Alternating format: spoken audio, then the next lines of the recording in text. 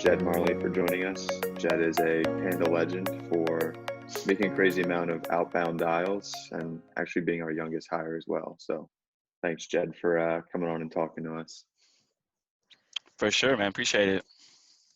All right, Jed, can you give us the quick story about where in the heck you came from and how you got to PandaDoc? Yeah, so I came from right outside of Detroit, Michigan. I actually joined PandaDoc after being in a program called Praxis, which is kind of like a college alternative that's hired quite a few of, PandaDoc's hired quite a few people from Praxis. So that's kind of just how I heard about it, and then ended up interviewing and joining the company right out of that program. And moving across the country in my car after finding out a week before that I got the job. Wow, that's quick. So can you tell us how many dials do you average like on a day-to-day basis right now? For sure. I'd say it was definitely more before when I was like just kind of starting. I'd probably make over 100 dials a day, at least, just to kind of, the way I kind of thought about it is, the more dials you make, the more you learn, and just the easier it is to kind of get to that point where, you have a good amount of experience. But I'd say today it's probably anywhere from like 50 to 80, just doing more inbound stuff. And so I'm a little bit more calculated, I guess. Okay. Yeah, that's totally fair. That's still a lot of dials.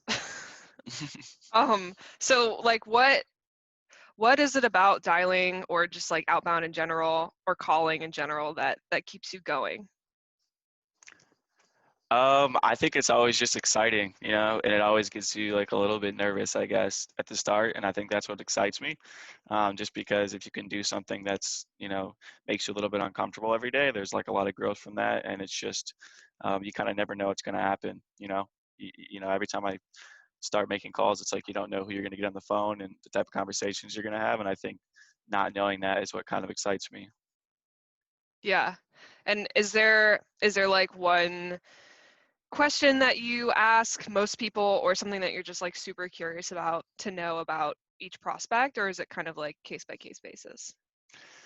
I'd say there's not necessarily one thing. It's kind of case by case. I like talking to like sales leaders a lot and just talking to them about, the type of goals that they have for their sales team. I mean, our product is a very sales focused product. And so lots of times I just like to ask them like, what their goals are or what they're trying to do, and then just kind of direct the conversation towards how our product could help. Yeah. Okay. Um, well, let's see. I want to hear one story of just like a failure, like a failing in glory kind of story of, you calling someone outbound, if you've got one. Yeah, for sure. So it was actually pretty funny. I remember because we use Zoom Info to get like mobile phone numbers and things like that. And I was calling the dude, and I kind of like gave my pitch. And he's like, "Where'd you get my number?" And I was like, "Oh, it was just like on the website." And he's like, "Nah, I don't think my number's on the website." And I just like wouldn't tell him that I got my number from Zoom Info, and I kept trying to say, "Yeah, I mean it was on the website, but what are you guys currently doing, with your sales process?" And kept trying to direct it in a different direction, and he wouldn't let it go. And so I told him where I got the number, and I just like didn't want to tell him, and I don't know why. And because I thought it was weird, like a little creepy, and I wanted to make it seem natural. And then he started getting really, really pissed off, and eventually he just hung up because I wouldn't tell him. He didn't believe me that I got it from the website. And so I think like what I learned from that is like just straight up be honest. Like we got to make cold calls. Like you might as well just be like, hey, this is a cold call. If they ask, like, we have software. Like I figured out your phone number, online. And so I think like the biggest thing, yeah, that I learned from that is just like be honest whenever you can. I think that that's the easiest way to not screw up on a cold call if you're just like brutally honest every step of the way. Yeah, because if he asked you that and you lied to him, like you immediately lose any trust that you had, and it's hard to build that to begin with. Exactly. And it was just like an awkward situation, so I didn't want to tell him. I don't know. But yeah, I don't. What what do you say now? Like if someone asked you that today, what would you say now? Like what's your line? I just be honest. Like if it's salespeople, they typically know what like Zoom Info or all those tools are. I'm like, yeah, man. I mean, you know how much technology we have today. Like I use something called Zoom Info. I just straight up tell them like, I researched the hell out of your number, so I'm glad I got you on the phone. Almost like a flattering thing. Like I put a lot of work in to find your phone number, so you know, it's kind of like respect. Like I got you on the phone now. Yeah, I can see how someone would, I mean, either find that creepy and hang up or whatever, but also, yeah, be super flattered and just glad that you did your research. A For lot of sure. people are, especially sales leaders, are respectful of that. Um, Exactly. yeah. Okay. I want to hear about one success story that sort of sticks with you or that you remember pretty well. Yeah, I remember when I first joined like the outbound team at PandaDoc after coming off my contract there. Um, it was like the first pure outbound deal that had closed that I sourced. And so I was just going after pure cold, like outbound software companies in my home state of Michigan. And I ended up emailing this guy and then called him and booked a meeting. And it was a company that was like 10 minutes away from my hometown. And I just remember like seeing that turn into like a closed one deal. And I just like from there it was like, oh, that's cool. Like I can really just call anyone anywhere and like kind of make something happen. And that was like the first real like outbound deal that I had set up to like closed. And that, I don't know, that kind of stuck with me, just the fact that it was a company that was so close to like where I was from. And like it just kind of made me like kind of open my eyes to like you can really just kind of prospect anywhere. And if you just kind of like have that focus, um, it's definitely like possible to make it happen. That's beautiful. So close to home too. Yeah, yeah, it was just cool. Yeah. Awesome. Okay. I want to know how should I ask this? Like what overall does it mean to you like booking an op or having a win like that? Like what do you see yourself as doing in the grander scheme of things when something like that goes through? Yeah, good question. Um, excuse me, getting a call. Jetta dials. So what happens when you leave all those voicemails, you get callbacks. um, so can you say the question one more time? I apologize. Yeah, no, that's fine. So like in the grand scheme of things, like higher vision of sales, what does it feel like to you that you're doing for someone or for the world when you book an op, when you see a sales win come through? Like like what basically like what is the driver for you to keep doing sales in general? Yeah, well, for me, like, I think it's cool, like, personally, because I get to talk to salespeople, learn about other people's businesses, and it's like going through like a business course. You know what I'm saying? You're just talking to people about their businesses every day and like how you can improve them. On the other end, like helping other people, it's definitely cool. People get excited about the product, and there's lots of different use cases, and so it's super cool to like really dive in and like uncover a specific pain with the prospect, and then being like, boom, like here's how we can solve it, and then seeing it actually happen with like a closed one deal. And then additionally, as far as just like booking meetings or seeing that turn into a deal for the company, and like being that like team success with the AE. Like playing basketball my whole life, I kind of see it as um, like stats almost. It's like fun for me, like you get like a good feeling, and it's like that same type of feeling I get when I'd have like a good basketball game or we'd have a good season. Um, so it's that same type of feeling, and yeah, I mean that's pretty much what I get from it. Yeah. Yeah, I've heard sales equated a lot to like a sports game or sports teams. Like there's so many uh, overlapping analogies in that. And I Hmm. think, isn't it common that a lot of salespeople come from a sports background?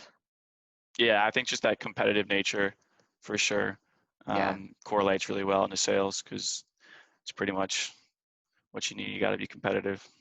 Yeah. So, Jed, I have a couple questions for you. So, I know with you being young, with your first sales role, um, we started at a pretty similar time, I think about a month apart. So, a lot of this insight you're giving, I wouldn't say it's discouraging to people, but maybe new people might be wondering, like, how did you get to this point? Because I remember you as, that kid that came in who had a drive, wanted to do well, that just grinded out on calls. And then as months went by, I saw you transition into being a professional at your role.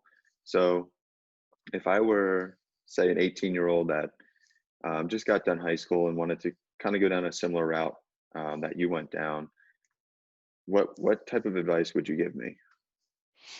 Yeah, that's a good question. I think like the biggest thing for me was just like knowing how to like be dedicated to it. Like if the thing about sales is I feel like it's the easiest role you can get into and then like move your way up without having to have a ton of experience because it's honestly just about having like dedication and like grit. And so like I said earlier about coming from like a sports background, I knew how to like focus and just stay on one task and like really um, put my energy into one thing. And so I kind of shifted it from basketball into sales. It's kind of like how it worked for me right out of high school. And so like the biggest piece of advice would really just be to like, if you can just join sales, like a company in a sales role at like the ground floor and just like stay dedicated and learn from everybody. Um, there's like no reason why you can't make it to the top really, honestly, if you just have that dedication. Yeah, that's good insight, man. Um, would you say how much easier is your role, would you say, given that PandaDoc's actually a good product? And I don't want to compare to anything. I don't want to bash any companies out there, but I think a lot of people are in sales roles where they're selling something they don't really believe in. So given that PandaDoc's actually like a very useful tool, how much would you say that actually helps? Yeah, I think it's way easier. Like not only like our tool, but like our marketing team and just like our website and everything. Like I have so much like collateral that I can just like give to people and like our company. We have so many good customers to reference. The product is so good. Like I can feel confident telling people these things. And then there's just so many good use cases with the product that um, it's like it's just you feel very comfortable selling it because you know that like you're likely going to be able to take care of them in whatever type of use case they're looking for. And so yeah, I mean I think it makes my job a lot easier, but at the same time I've never had to sell anything I don't want, so I guess I don't know what the like other end of the spectrum's like. Yeah, for sure, man. So, Brandy, did you have any other questions you want to go over with Jed? If not, Jed, any type of advice or insight that you have anyone at all, even though you're young, I'm sure there's a lot of people that have been doing this for a while that could take some insight, maybe refresh what their processes are. Yeah, for sure. I mean I think like the biggest thing about like doing outbound sales is just like testing different things and always learn from what the best people at your company are doing. Like when I first started, I just learned from what the best people were doing. I took whatever type of strategies or approaches they were taking and then just tried to copy it and do it myself, and just always testing different things and having the willingness to stick with something. If you're like trying to test a new strategy, like maybe you're trying to test more focused emails, like stick with that for a little while, see if it works before switching to the next thing. Because in the beginning, I would try this script or try these types of emails or prospect after these type of accounts, but I wouldn't stick with it long enough to see if it actually work. And so like just stick with things, stay focused, and like learn from the best people at your company, really. So Yeah, for Jed, sure, man. yeah, that's super great and definitely like helpful advice for someone to put into action like right now. On like going off of that, is there one tip that you can give like a little bit more technically that someone can also start to do like right now today, besides just like choosing something, sticking with it, and like testing it over time? Yeah, I mean a good like prospecting tip that I always like live by, um, if you're trying to do like outbound prospecting and stuff, like the easiest way I always thought about it is find a customer you have, a good customer, um, like go into like your CRM or whatever. If they have like a case study, read that, figure out the use case, figure out the pains that we've solved for them, and then go find 10 similar companies to them, that are, you know, similar in industry, company size, location, whatever, and then go send out 10 personalized emails saying, hey, we helped this similar company with X, Y, and Z. Wanted to reach out, see if you guys had any of the same pains. Maybe we can hop on a call and see how we might help. I think that's the easiest way to prospect, and it's the easiest way to make like an outbound email or call sound warm. just because you know so much about another customer you've helped. Jed, if you're open to it, I think maybe next time we can go more into like personalizing emails and stuff for those who um, are through these processes but are kind of looking for new ways to be a little more personal to maybe get some more responses. I know you mentioned you were getting a call back from a voicemail earlier in the call, so we can add that to the agenda too. Because I know a lot of people in sales that don't leave voicemails, and I think over the last few months, it's been proven that it works, at least for you. So that might be something that we want to talk about as well. Yeah, I mean, I'd definitely love to like dive into some like specific details as far as strategies and stuff. Totally be open to it, especially like voicemails and what I do to leave them. I kind of learned my voicemail script and technique from Mr. Brian Anderson here at PandaDoc. And so that's kind of where my whole thing came from. But I'd be happy to dive into all of that. Yeah, man. Shout out to Brian. Maybe next call we can get him on as well. Get a couple different answers for the questions.